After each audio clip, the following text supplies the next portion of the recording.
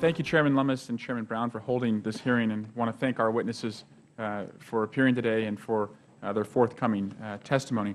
We are clearly in the midst of a substantial boom in oil and gas production, and it is worth reminding my colleagues here today that this is a great example, whether you agree that this is a long-term solution for our country or not, that much of the advances that have allowed this boom have come from investments that have been made from and by the Department of Energy. And they have directly allowed advancements in directional drilling technologies and hydraulic fracturing practices that have made this boom possible.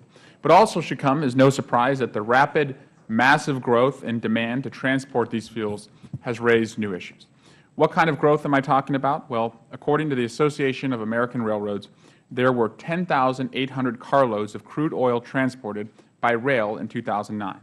Now, that may sound like a lot, but in 2013, there were over 400,000 carloads of crude oil, or about 37 times as much. And it's unfortunately becoming increasingly clear that our current railway safety standards were not designed to handle anywhere near these levels and types of crude oil transport that we're seeing today. It's incumbent upon Congress, I believe, to make sure that the policies and regulations stay up with the advancements in technology. There have been several significant accidents in recent years, one of which led to the tragic death of 47 people in a small town in Quebec last year. And we may frankly be lucky that the location of some of these other accidents were remote enough to avoid similar or even worse outcomes. My home state of California is projected to receive up to 150 barrels of oil by rail by 2016. 150 million barrels of oil by rail by 2016, compared with just 2 million barrels in 2011.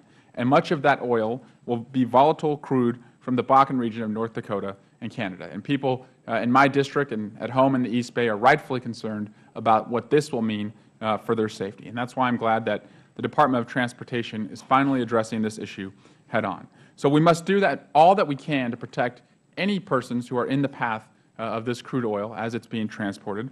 And I would also just like to address the title of the hearing, Bakken Petroleum, the Substance of Energy Independence. I disagree that Bakken Petroleum is true energy independence. I believe this provides, at best, an energy lifeline, but I think true energy independence in our country will be when we are able to fully harness and capture the renewables. And so I doubt that when we reach that point, and I hope it's soon, we will ever have to hold a hearing on the volatility of wind, solar, or fuel cells. And I think we should be reminded about the difference between the two. Thank you again to all of our witnesses for being here today and providing us with an opportunity to hear from a wide range of stakeholders, and I yield back.